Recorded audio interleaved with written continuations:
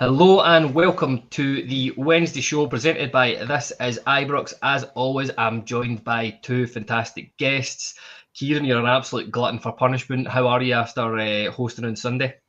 I'm good, mate. We must be struggling for numbers if we're rolling me out twice in 1 week. So we're a wee bit like, I think this is kind of an example of the Rangers squad, but our version. Just rolling who are you? Let me hear who your comparison is in the Rangers squad then. And Craig, feel let me think. I say Cherny because that hairline. Now, here, I got it in the comments on my hairline the last Wednesday I was on. They called us the receding dream team.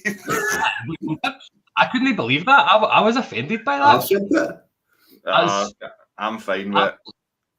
I don't. You'll need to let me know when we get your membership, Kyran, because I don't have mine through yet. But, Brandon Barker, somebody's just wrote in the comments, I'm out of here, see. Nah, man. I was going to say Tav, always reliable, always bringing it, and that's what I would say. And listen, Craig, I was going to say, how are you after? It's been a wee while since you've been on, man. We've had a new manager, you must be buzzing with the San Francisco 49 takeover chat as well. I'm looking forward to that. That's the only thing keeping me going right now. To be honest with you, I've in one way enjoyed the wee break from talking about Rangers, but other times I've been desperate for a rant just to get some things off my chest. So, but no, a lot of changes since I was last on. Some had to happen, some promising in the future, but we'll just see what tomorrow brings. That's it. I'm genuinely stunned you're not wearing like full San Francisco 49ers. To be honest with you, including shoulder pads and all that as well. That's coming, don't worry. I'd really call it like him. That's it. Listen, today's show is always on the eve of a big European fixture. There's loads to discuss. We'll discuss the latest goings on at Rangers. There's been a few names now sort of chucked in the ring linked with the Rangers manager job. We'll get the guys' thoughts on some of these names. There was I was in that press conference at the weekend about Rangers, and the manager was asked about Rangers lacking physicality and just his body language, his answer to it. I thought it was really, really interesting. So I want to get the guys' thoughts on that as well. Rafa Fernandez, where is he? What was the point in bringing this guy in? I think it was a wee comment I had around there. And heard a couple of shouts about Tom Lawrence should be nowhere near the team. We should be playing some youngsters. Get the guys' thoughts on that as well. And then we're going to have a look ahead to Fenerbache in the last 16 of the Europa League. But as I said, Craig, it's been a wee while since you've been on. Where's your head at before we sort of get into it? Because that's, as I said, we've got a new manager, takeover chat. We've lost 3 games at Ibrox for the first time since 2012.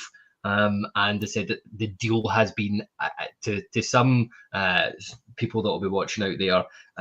It'll be bad, sad news, but the deal has been agreed in principle with the San Francisco 49ers consortium. How are you feeling after the last few weeks, man? A lot to unpack there. I think, listen, we all knew Clement's time was up quite a while ago. I think Queen's Park was definitely the last straw, and it was a matter of time after that. So I think ultimately the decision that had to be made has now been made. I think we all wanted an interim coaching team into the end of the season. We didn't see any point in bringing a new manager just now. Not just ownership change, but just the time we're at in the season, how many times we've seen this movie before. We all just wanted a fresh start in the summer. Barry Ferguson came kind of a little bit out of nowhere for me. I thought, it'll be probably Kevin Thompson that came out of nowhere.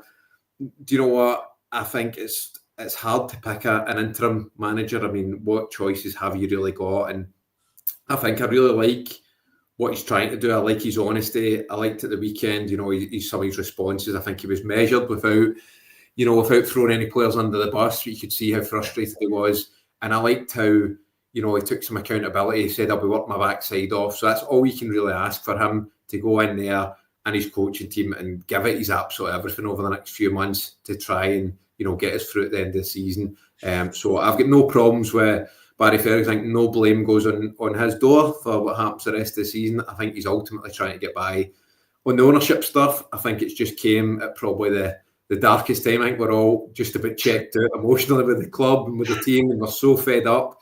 And this just comes out to drag us back in. So I think that's the positive. Every time after a bad result seems to be an update, which gets you back on side. So I think for me it's excitement now. I'm just kind of dreading the remainder of the season.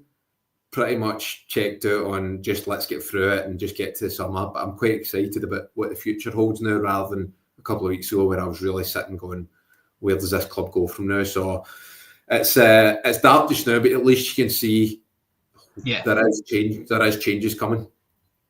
No, that's it. I mean, it shows you where your head's at as a Rangers supporter, because I read that statement earlier on about we're not going to talk about it, the pyro. I mean, it's not going to make any difference doing that, but I thought, lucky bastards, 500 people having no... See, the thing is, by the time we get back to Hampden, they'll have forgot about it. Oh no, don't worry. Well, it depends. We'll see if the next steel shipment's coming at the start of next season. You never know. We might be back at the start of next season. This is the thing, right? With that statement, depends who we're up against. We could come up against someone that don't really carry much of a fan base anyway. Mm-hmm. So we would probably get the bulk of the allocation. Yeah. I know, it is mental. I did love the wee token sort of finger wagging to Motherwell in that statement as well. But let's begin with, let's begin. We'll get into some of the chat. Hearing a few names, and I'm just going to chuck them out at you both. Kyran, I'll start with you first here. Obviously, I'll be stunned. I think we'll all be stunned if Ferguson is in with any sort of real shout of actually getting the manager's job. So, the takeover is going to happen. For me, these guys always like a bit of a name, a statement, somebody with a brand of football that they can point to. The first one, I'll come to you, Kyran, here for us.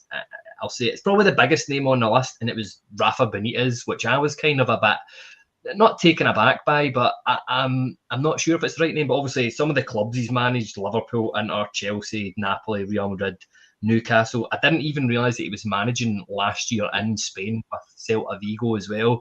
They had an okay season. But is this a name that excites you? Is this a name that you'd be interested in? Do you think this would be a good fit with Rangers? Being honest, yeah.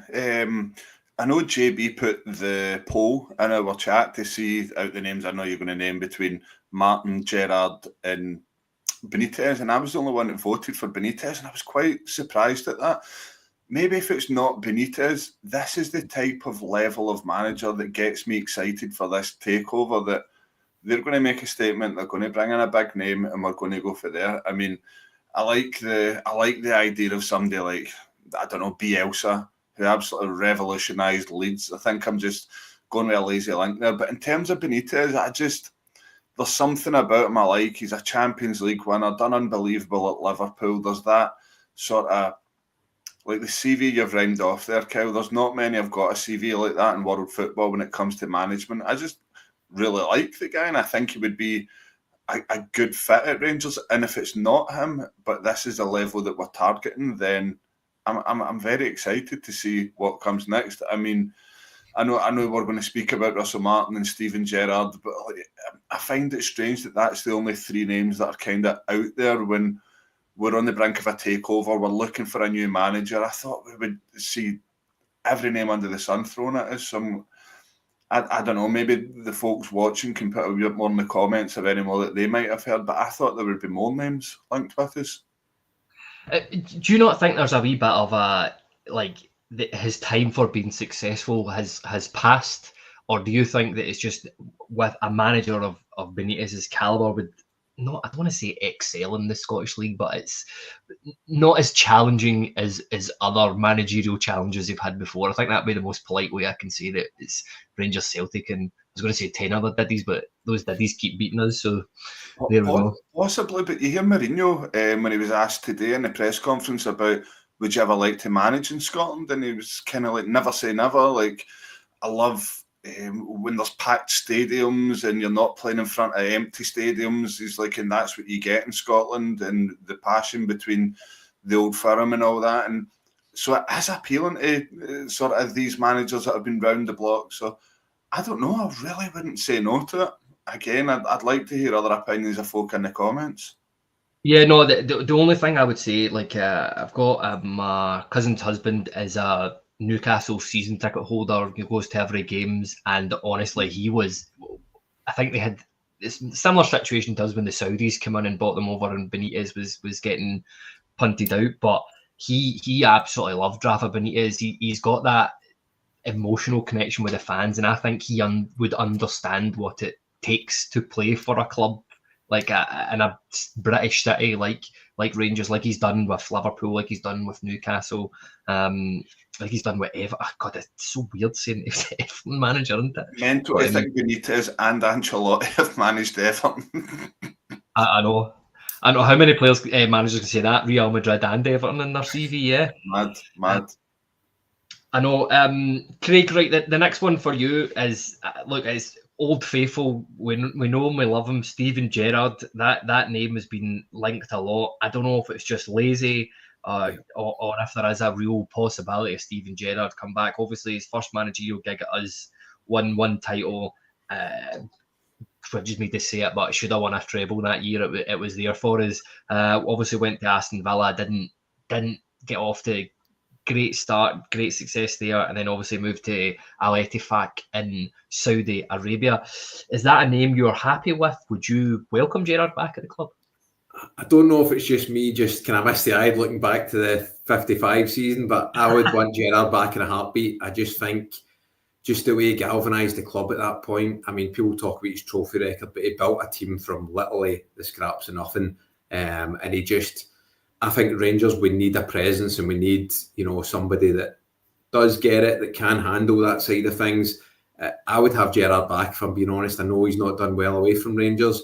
I just think he was the perfect fit for Rangers. I think with the backing, I wouldn't be disappointed if I seen Stevie Gerrard. And maybe it's a little bit emotional on that side, where I'd love to see him come back and, achieve again. I think... At this point, guys are guessing, aren't they? Rafa Benitez, he popped up when Celtic were there, when Celtic job was open. I think they are guessing. I think I kind of look at, what this ownership group's likely to do. At Leeds, they appointed Daniel Farke, and he had a, good record in the Championship. So that's why it wouldn't surprise me with Gerrard that he knows the club, he's been here before, he's a big name. So maybe it wouldn't surprise me if they did go that route. That being said, I think they will be speaking to a few and looking at a few different options. But with Gerrard, as I said, it might just be an emotional choice, but I would have no hesitations to welcome him back. Yeah, misty eyes is certainly the right word for the 55 season, man. Misty eyes, four heads in the morning. That's what that season we have. But yeah, listen, Craig's kind of touched on it a wee bit there. Kieran, the next name I want to bring up is Russell Martin. Obviously managing at MK Dons, had a really good record at Swansea, and then moved to Southampton before it all sort of fell off a cliff in the Premier League. He's got a clear, defined style. The two guys that we've mentioned before, they are, well, certainly Steven Gerrard is a sort of established name within Rangers, given that he's a manager that's won something that is before.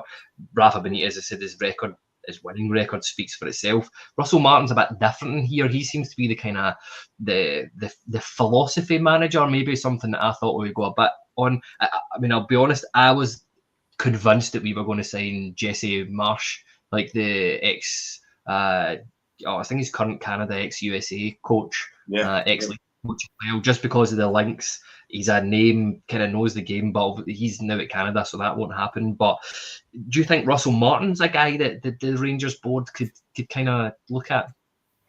I'm not surprised at all to see this coming up, but I think I said it on a pod around about Christmas time regarding Martin.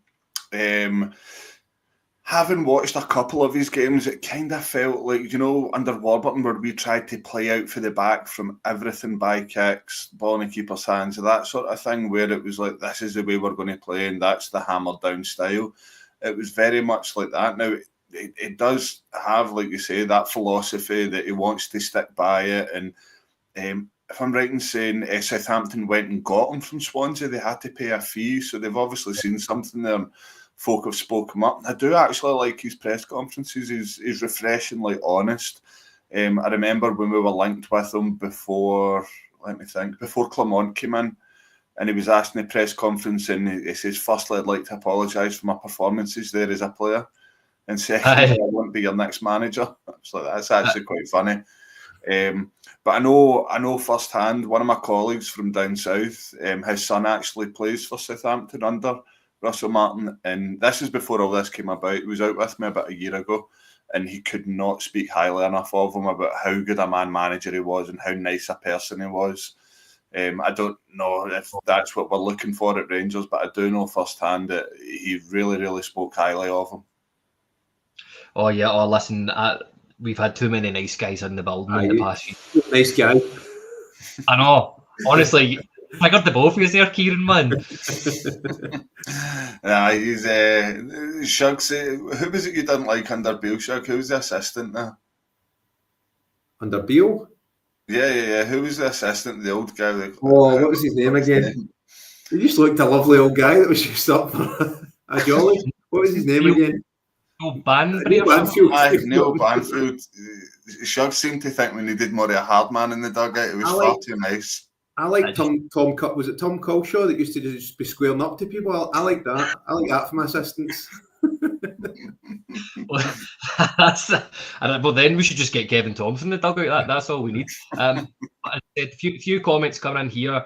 Gerrard would only come back with guaranteed financial support. Graham Park-Loyal, by the way, that is one of the funniest profile pictures I've ever seen in my buff, by the way. Shout out to the two NFL fans in the pod. Gerrard relied on his coaching team. Do all of them come with him, including Beale? I think that might be an interesting point there. Luke Gibson says Benitez is too defensive, which is what we were talking about. The way you need to go in Scottish football is to pace, being able to attack teams, put the fear into teams. KW here says, I could take us parking the bus if it meant winning the league. And William says we actually need somebody who is a good man manager. We just need somebody who's a good manager, full stop. Kyle, sorry, but I see the point about Beale coming. Am I right in saying that Beale is still out coaching in Saudi? He didn't come back with Gerrard. Let's just hope he just stays there. I can't be bothered. A guy that's got burner accounts and commenting his own coaching methods on Twitter just should never be involved at the club again. And the cat, he says, don't get a nice guy, get the right guy. There we go. Look, my next point here, I'll come on to you, Craig, for this one. It's about Rafa Fernandez. I just want to have a chat about him because I'm a bit confused as to why we've brought this guy in the summer. The weekend there, we are crying out for a centre back, so much so that we've got two left backs that are both shit out of form in the pitch. To accommodate them, we've shifted the right back into centre back, and we've swapped a right-sided centre back onto the left side. What's going on here?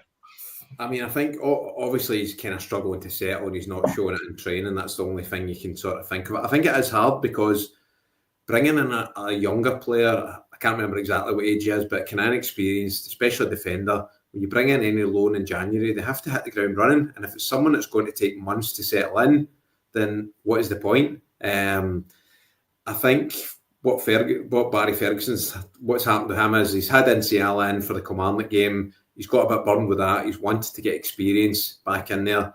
And I think as soon as Balogun and Suter were okay to sit on a bench, he thought, I'd rather have them there, guys that I can actually trust. And Fernandez. So I wouldn't necessarily say he's been absolutely bombed out at this stage. I mean, it doesn't look great. But I think Barry Ferguson's just trying to get the guys who he can trust on there. And you can't really put three centre-halves on a bench. So again, the signing doesn't really make sense. Looking at it right now, we don't know where he sits in that, but I think Barry's just trying to find something that he can trust, and I think he's been a little bit bumped by what happened by NCL at Rugby Park. So the guy can't have hit the ground running in training. I don't know where it leaves him, to be honest. I think he's going to be right down the pecking order. So I honestly don't know. I wouldn't be surprised if he hardly plays and he just goes back in the summer. Yeah, no, but I mean, but that begs the question: is why did we bring a guy like this in the first place? Was it just to appease fans? On you go. I don't know if it's because NCL, by the time they were working on it, maybe NCL hadn't shown the potential he'd shown. He'd been thrown in and done pretty well his first few games, albeit the last couple of games he's really struggled. But I think from all of us where we were, it kind of at a point when we're still sort of in the league race, we still could have won, a Scottish Cup. I think it made a lot more sense for a short-term thing. It was an experienced guy that could come in and make a bit of an impact. So I don't know. I don't know why he was kind of signed now looking at it, because it looks like another kind of waste of money. Well, that's it. And Kyran, does this bring a sort of another, I don't know, look at Coppin's transfer strategy? Because again, this is the chat I've been talking about. I mean, it's no great secret. What I talk about in the podcast is what I've been talking to people Monday, Tuesday, and earlier on in the day, to be honest with you. And when we're talking about Rafa Fernandez, it always did kind of lead into the Coppin's transfer strategy, some of the signings he's made as a whole.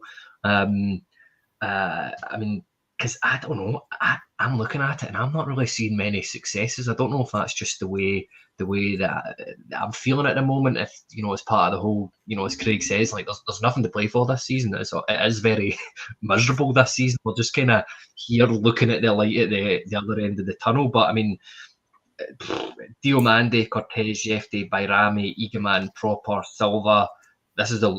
Barron, Kelly, and Ciala, and the lone ones are Silva, if you can remember him last year, Fernandez, Czerny, and Casemiro. I mean, because I don't know, there's not really much that I would put. Diomande, Egeman, maybe the two that I would go, yeah, they've got something about them on that list.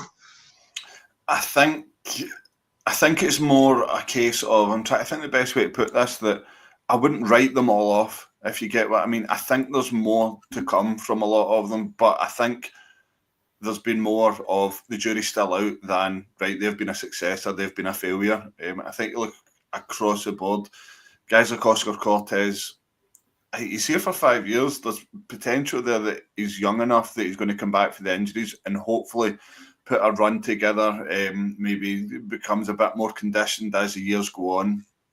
I think of Diomande especially. He was the big signing. He was the marquee signing when Coppin came in. For me, with Diomande, he could do very well in a different system. I think the system he's played in just does not suit him whatsoever, where he's having to cover every blade of grass in the ground because we're playing a striker in at number 10 in front of the two midfielders. That doesn't work whatsoever. I think of Jefte. Jefte could have done with a couple of weeks out the team.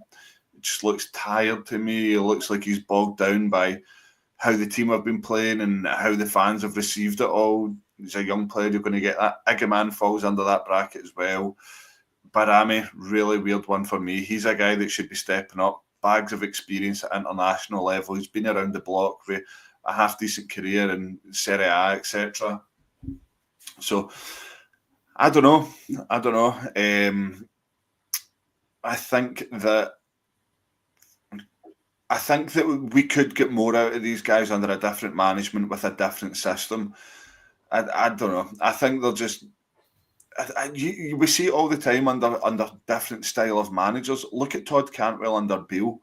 Absolutely flying. Under Clement, he looked like a completely different player. So it's really hard to judge, Kel. I know that makes me sound like I'm sitting on the fence.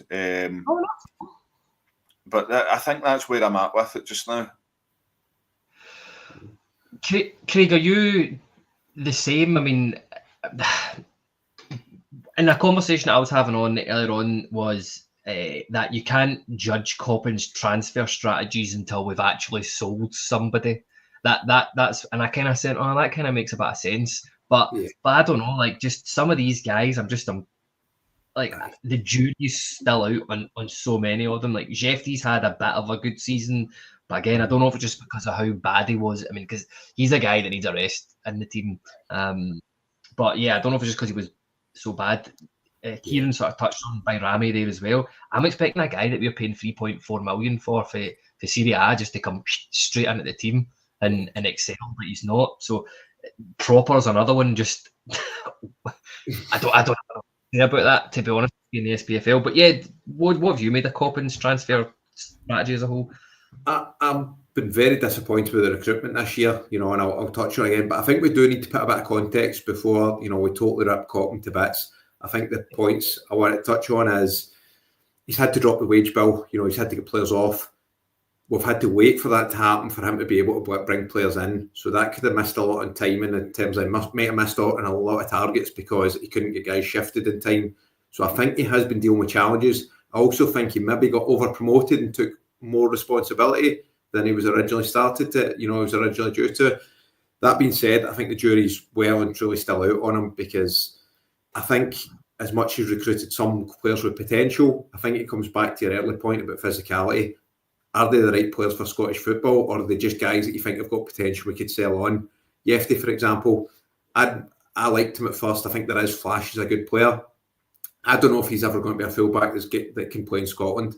I would much rather we have a aggressive, strong, athletic fullback who can go forward, but most of all can one-on-one defend against people like a Bassey. I want those sort of fullbacks in Scotland. I don't know if he's necessarily can ever become that left back that we need. Proper, not equipped to Scottish football. So many that either can't deal with the physicality, are injured too much, or we don't know really where they fit in. So I think you'd be lying if you said, yeah, there's so many good signings and they've all been positive. As I said, I'm sort of giving not a pass to Coppin by any means, but I do think it's too early to go, oh, he's an absolute dud. I do think he needs a proper structure in place and a proper leadership around him, and let's see how he does from there. So I'm not saying get rid of him, but I can't lie and say I'm happy with the way the recruitment's been this year. No, yeah, I think that's fair enough. I think it'll be really, really interesting to see how he does with. I mean, because we're all assuming there's going to be a bit of budget here. I like, for me, I don't know the backroom team what it looks like. I'm expecting expansion of the backroom team, and remember, like, we're obviously going to be tapping into their. I mean, they have all sorts of fingers and all sorts of pies. I'm sure they've got like sports recruitment, football analytics and all that stuff under their umbrella of things. But on a side note, the left back that I feel that we should have brought in, I think the wonderful thing is James Penrith. What we've missed, that's just slipped through our fingers because you're going to have to pay a fair whack of money to get him from Hearts now. Kyran, my next question here. Barry Ferguson was asked it at the press conference at the weekend. Craig touched on it a wee bit there, and I was laughing just when I saw it in person when he was getting asked, do Rangers lack physicality? And everything, his whole body language was all nodding, saying yes, which to me screams he clearly thinks that we do lack a bit of physicality. I actually thought he gave quite a pragmatic answer, but I mean, is that just something that we're just really lacking at the moment? 100%. I was going to touch on it when Craig spoke about the profile that we should be looking for a fullback. It's a great point. Do you know what this reminds me of? Can you ever remember the transition from Paul Le Guen to Walter Smith's second spell, where under Paul Le Guen we were getting that thrown at us, we're not physical enough, and then it came out that the players weren't allowed to tackle in training and stuff like that. And then Walter Smith comes in, completely cleans out the squad. You end up with a back four with guys like Papach at left back, even Kirk Broadfoot at right back. Okay, they weren't great going forward, were they? But they could give you that bit of being a solid back four. And then you had guys like Whittaker in there, and you even had Alan Hutton for a spell, am I right? After Le Guen, we still had Hutton for a short spell. And they're your guys that could go forward and do that in certain games. You look at the profile of signings they made, guys like Davy Weir, Christian Daly, Lee McCulloch, all physical players that knew the British game well, that could win you battles. That's the type of sort of profile we need to be looking at, that, okay, we might not be flying going forward, but we're going to defend, and we're going to defend well, and we're going to keep the door shut at the back. You look at the strikers that he brought in, Dashfield, Kuzan. I feel like I'm starting one of these throwback shows here, but I'm just trying to make an example of here's where we were under Le Guen and here's where we went back under Smith. He knew exactly what was wrong with that squad, with the lack of physicality, height and size, and sort of that was just the profile that team was built through. We had a lot of guys in the middle. You look at your Mendes, Thompson, Ferguson, that could pop it about for fun, but Davis as well could mix it up when they needed to. I think that's the route that we need to go down in the summer, because you look at the teams that we play against, especially Motherwell, I felt like we get absolutely bullied at the weekend.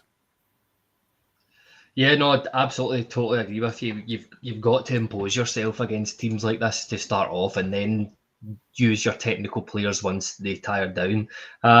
Look, my last point here, Craig, before we go on to talk about Fenerbahce and the special one, is I'm only bringing this up because I heard it from more than one person, and that was Tom Lawrence coming on at the weekend. The guy behind us was going absolutely mental that Tom Lawrence was getting brought on at the weekend, saying it should be somebody like a Rice or a Curtis. I know Rice isn't exactly, doesn't play the number 10. I can maybe understand why Ferguson did bring Lawrence on. He's there to win games, let's face it. Yeah. But, I mean, do you agree with that sentiment that maybe a guy that's got 3 months left in his deal this is the opportunity to give youth a bit of experience? Do you agree with that, or do you think it's just about winning games? I think we should be turning more to young players, because what have we got to gain from putting a Tom Lawrence in? That being said, I think Tom Lawrence has been slightly, like a lot of players, has been slightly mismanaged recently. I mean, he's probably a few months ago, like Old Trafford, never brought on and pretty much told your time's up, and then a few weeks later, Clement's thrown him on, asking him to save him. So I think the guy has probably, his days are numbered at Rangers. He's going to go. He's been unlucky with injuries, but he's never had that sort of flex. He's never had that run in the team. I don't see the value in, especially league games, and playing Tom Lawrence and playing guys that you don't think will be there next year. Let's try something different. I understand Barry, first couple of games, he's trying to get wins. He's trying to get a bit of confidence in that squad. But I think now, after, it going so wrong at the weekend, I hope he'll now just say, let the shackles off and go, right, let's try and get guys game time who we think will, be there next season or get a chance of doing something next year. So, yeah, I'm not totally, it's nothing kind of personal against Tom Lawrence, but I think his time's up, so I don't know why we persist with him. See, can I sort of put myself in Barry Ferguson's shoes for a wee bit here, right?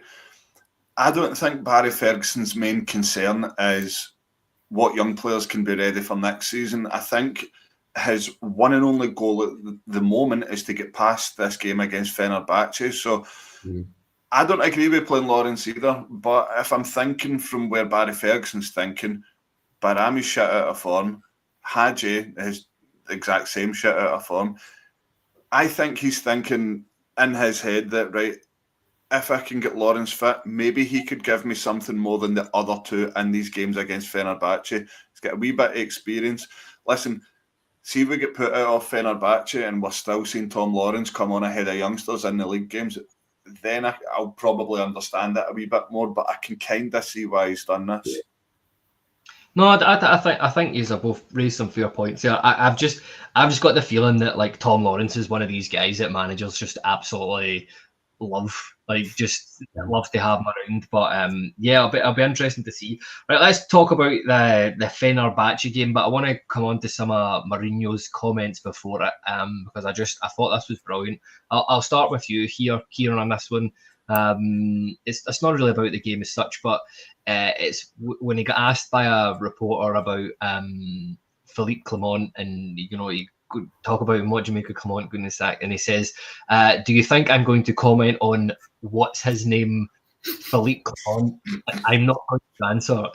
Do you want me to ask me another question?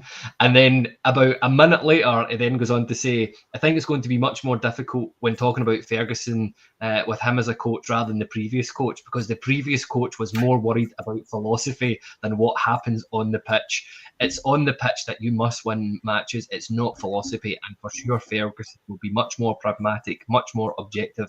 It will be hard for us, but it's going to be hard for them too. Do you agree that there's an element of truth in what he said in there, Kyran, that he was too focused on philosophy? There is. I found the whole thing bizarre that Clement actually went after one of the best managers in recent times while his own job was hanging by a thread. It's just... it's absolute madness. So Mourinho's well within his rights to bite back. See if Clement was still the manager, I'd still find that really funny. I absolutely love Mourinho. He's a hero, and I think we can all thank him for his efforts for Seville with his Porto team. But Yeah, there is an element of truth. We weren't winning games while Clement was still banging on about the same things and the story and all the rest of it, and his press conferences, and boring us all to death, more or less. Just the full rhetoric around his philosophy, basically. So, yeah, and there's a lot of respect from Mourinho to recognise Ferguson coming in and doing the job on the sideline for us. So you can tell that Mourinho has got a wee bit of a soft spot for us, and Barry Ferguson, he'll recognise him well, because you think back in the day, Ferguson was around the same time Mourinho was really doing well, and I mean, Ferguson probably played against a couple of his teams in the Premiership for Blackburn, I think. Birmingham maybe as well. Yeah.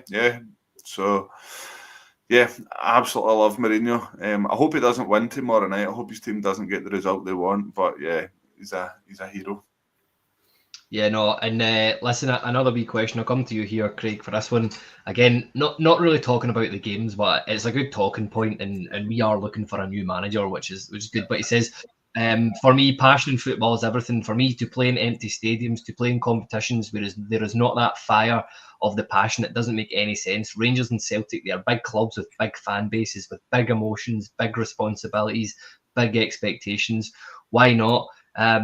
Celtic has a fantastic coach like Brendan Rodgers, and Rangers has Ferguson now, so full respect for them, but I am not searching for a new job. What would your thoughts be? I mean, obviously I don't want him to go to the other side of the city, but there is talk of a takeover. How amazing would it be to just, even the thought of Mourinho managing in Scotland just makes me so happy.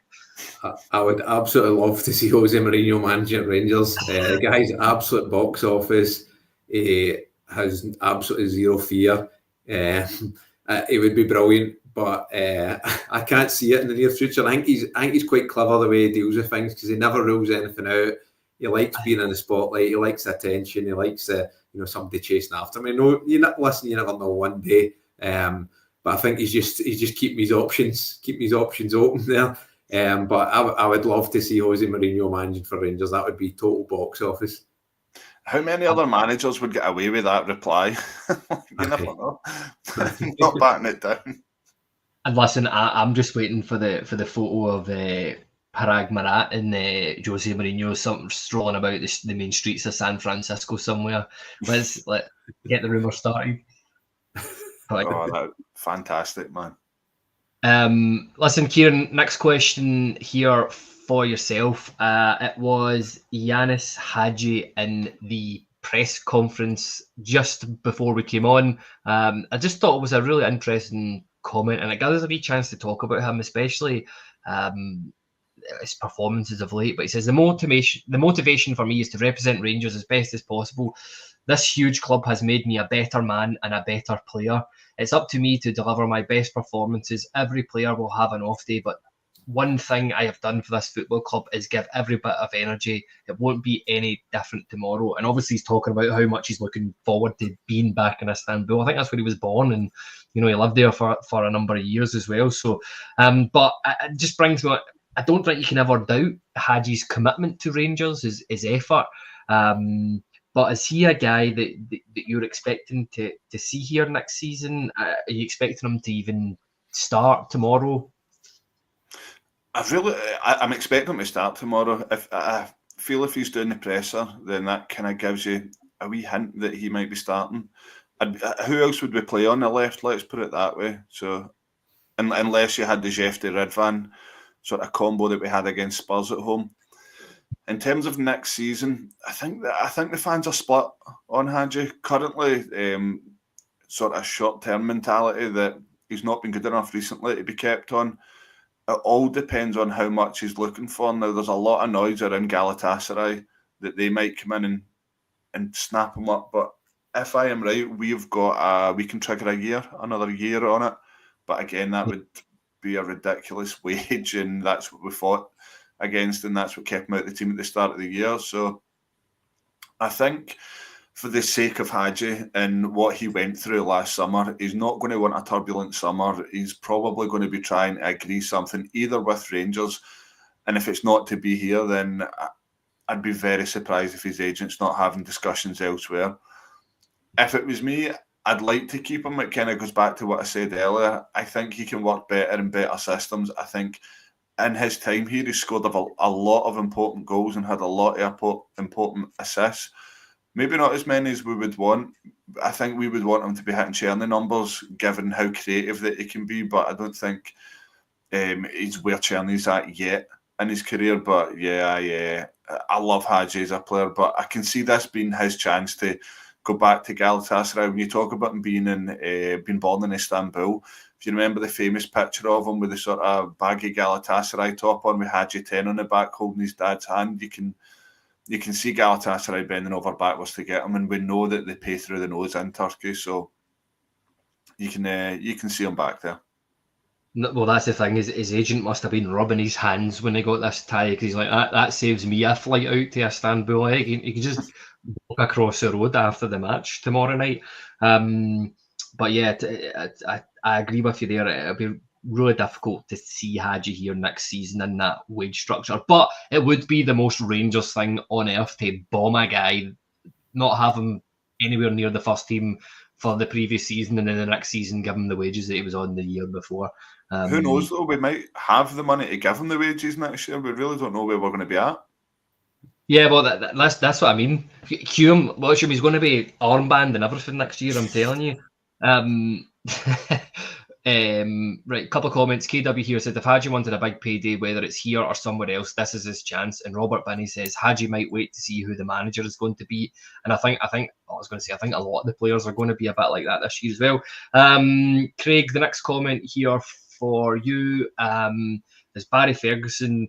Again, just before we came on, he's for what it's worth, by the way, I think he's been speaking really, really well in the press conferences. I think a lot of us were expecting him to come in and totally chuck players under the bus, but he's been very truthful, been very honest, I think, which is all we can ask for. And ultimately, the press conference at the weekend was he saw the same as what we as fans saw. He didn't feed us some spiel to sort of pull the wool over our eyes, and we're all going, what the heck are you talking about, Philippe? But yeah, in terms of Barry Ferguson, what he said was some of the best performances this season have been in the Europa League. This team have showed they could compete at the highest level, and I expect the same level of performance tomorrow. Are you expecting that to be the case tomorrow, Craig? Because we haven't gone into a Europa League campaign this deep and lost 3 games at Ibrox. The mood and the morale in that team seems quite low at the minute. Are you expecting that tomorrow? Yeah, I know sometimes we kind of pull out the bag in our European performances, but I'm concerned about tomorrow. I think we're just on that bad of form. I think the players, it just doesn't look as if they've got that fight in them. Barry Ferguson's, as I said earlier, his comments have been spot on. I loved how he was saying this will hurt me tonight, it'll hurt me tomorrow. I don't think there's enough players in the dressing room that feel that same way after games, to be honest. There's no doubt they're disappointed after they get beat. Nobody likes getting beat and getting hurled abuse at, but I don't think it hurts them enough to put it right enough. No, they could put on a European display. Again, that's as it would be great, but it's also very frustrating when that happens, because you're like, there's so many fans pay their money each week, travel each week for league games, so why not turn on those performances when you're playing Motherwell, you're playing St Mirren, you're playing Queen's Park? So I'm not holding too much hope. It wouldn't shock me, but I think to get through this tie, I think we need, even a narrow defeat puts us in a really bad position, because I think they'll be streetwise enough to come to Ibrox and hold on to a lead. So I think we need minimum a draw to know. Well, a draw would be a great result, but I think we need a draw if we want to have a good chance of progressing. Yeah, I think that's a fair comment. And listen, Craig, I'll stick with you for this next wee bit. We are talking a wee bit about Fenerbahce. They finished 24th in the Europa League, so just qualified for the knockout phases of that. They put out Anderlecht FC in the last round. I think they scored 3 goals at home against them, 2 away from home, and they drew 2-2. They are very, very strong at home in the league. I think they've only lost 1 game.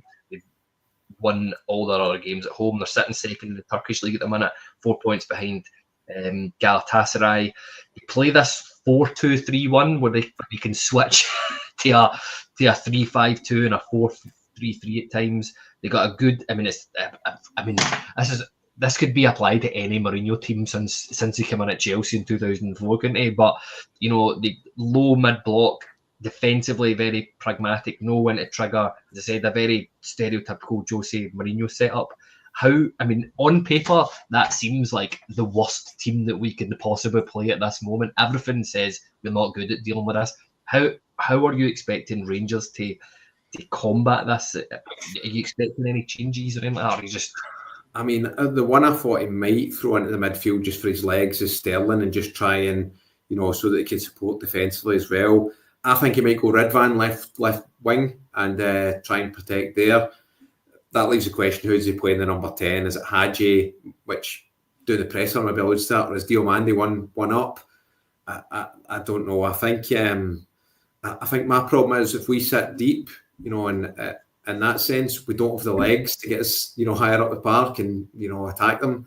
I don't know, but I think we'll try and go slightly pragmatic. I think we'll go Ridvan left wing. As I said, Sterling will play some part, whether or not it's starting. I think he'll come on at some part. He could literally be playing anywhere in that team. Hopefully. And I think we go Suter and Balogun, and I think we try and deal with the physicality, because it's Dzeko up front for them, who is big, experienced striker, big handful. As much as Proper's been actually good in Europe, I think I'd feel much better if I saw Balogun and Suter in that team, and we just try and build from there, just defend. Yeah, no, I think exactly what you said is fair enough. Kyran and Craig touched on some of the players that they've got. I mean, they are good players. I noticed they're slightly aging squad, a bit like TII itself, innit? But you know, I was looking at some Youssef El Negi. How do you say that? Nesri? I can't even read my own writing. That's how bad it is. But he seems to be the main man. He scored 15 goals there. Edin Dzeko, and just players like Fred, Tadic, Alan San-Maximan, who I've used, one of my favourite players just from a purely like fun point of view, just watching him play. Got Amrabat as well. Yeah. Good guy. Oh, he's brilliant. But yeah, how are you expecting us to go up against this? Is it just, are you expecting big tactical changes? Are you expecting, you know, as Craig alluded to there, I mean, because no giving it away, but I've got a flat three. My midfield is Dio, Barron, Raskin. For me, we cannot go into a game tomorrow and have Diomande and Raskin in the centre of that midfield alongside each other. I'd have that. I like that middle three. I don't think it will be, though, just for the sheer fact that Barron was on the bench at the weekend, didn't play a single minute. I'm right in saying that? He didn't come on.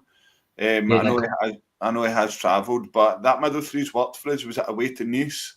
That was a middle three, and Olympiacos, and it really worked well. I think tomorrow night could be a case of batting down the hatches and just keep the game alive, bring it back to Ibrox, because I know any game back at Ibrox in Europe, especially a second leg, we've always got a chance. You ran through the names there. You've got the big boy Skriniar at the back as well, on loan for PSG. Last year was in Milan. Was absolutely fantastic, really amazing good. Yeah. So their depth of talent is something that we really can't compete with. But again, looking back, when you look back to Alec McLeish's side of the first Scottish side to get to the last 16 of the Champions League, we were honking in the league. I think one newspaper had quoted us as the worst Scottish, the worst domestic team in Rangers history almost. We were struggling for third, but yet carved out the last 16 of the Champions League. I really hope it's like this tomorrow night, where the team completely struggling domestically pulls it out the bag in Europe. Because do you know something? If we get past Fenerbahce, I think Roma and Bilbao are poorer teams than Fenerbahce. I think this is a harder tie than any of the two of them. Don't say it, Kieran. No. I'm not saying it. I know, definitely, man. Hey, somebody's already been on Booking.com saying those cancellations, haven't they? He's booked a hotel in Bilbao.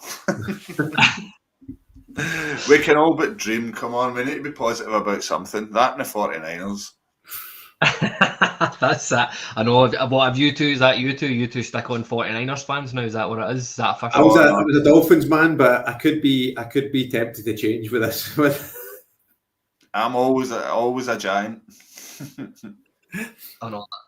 That's it. You just know what will happen. The next time there's bad news, you'll see like Joe Montana spotted in the crowd at Ibrox or something like that, just to get us excited again. Tom Brady can just come up for Birmingham next time he's there. That's it. What we hear? That's it. That's a name we never mentioned. We should get Belichick as coach because he would certainly sort a few of them out. Oh, but, I know. Listen, we've sort of given wee bits there, but Craig, I'll come to you first. What's your lineup for tomorrow? You get any surprises in there? Just talk us through your team from the forward line. I mean, what I'd play would probably be Butland, Tav, Suter, Balogun, Yefte. I'd probably go a midfield three of Raskin, Diomande and Sterling, and then I'd go your front three of Ridvan, Igamane and Cherney. I don't think he'll do that. I think probably Haji goes in for Sterling, but that's what I'd do. I'd pack the midfield and just hope for the best. Yeah, no, listen, that's why I said I've gone for Dio, Barron and Raskin in that midfield, just with Dio maybe slightly just sitting further ahead of Raskin. I think Raskin's going to have a huge part to play. He's another one. It just seems his form just seems to have gone off the side of a cliff. But Kyran asked the same question as you. I quite liked the squad shug name with Sterling out and Haji in. I'll be honest, I'm not a big fan of Sterling. There's another one the jury's really out on, especially centre mid. I'm not a fan of him, but you try and take wee hints from what Barry Ferguson has been saying. And after the game at the weekend, he said that, but on the physicality question, it actually was Kelly, he quoted Balogun, Suter and Sterling. Yeah. So you're kind of trying to take wee hints there. And then tonight, he singled out Ridvan, and I think he said something along the lines of, "There's one I can count on." Like, I don't know what Ridvan he's been watching, but he's been honking. So maybe we see Ridvan on the left, like I said, like we've seen at home to Spurs. You don't know, Ferguson. This is his first game managing in Europe. I know. Yeah, it's a easy situation. Billy Dodd's first goal scorer. Can cross. Listen, I'd take it. But listen, just before we wrap up, a couple of comments here. KW says Sterling, Wright, and Tav and Suter will start in the middle, and I really, really hope that's what it is. I hope Suter and Balogun are back because, I hope that it's not Sterling at the right. I hope he is somewhere. I agree he'll be involved somewhere tomorrow night. William says Sterling has to start. Robert Binney here says start with Butland, Kelly and Munn and goal. Might be able to keep a thing. And Mourinho has a crafty bunch of old players in his squad. But listen, I think that just about wraps it up for tonight. So thank you to both my guests. So thank you, Craig. Thank you, Kyran. Thanks to everybody tuning in, watching. We'll be back tomorrow night. I'm sure we'll bring in a post-match reaction, depending on how the game goes against the special one. But take care, everybody, and we'll see you all again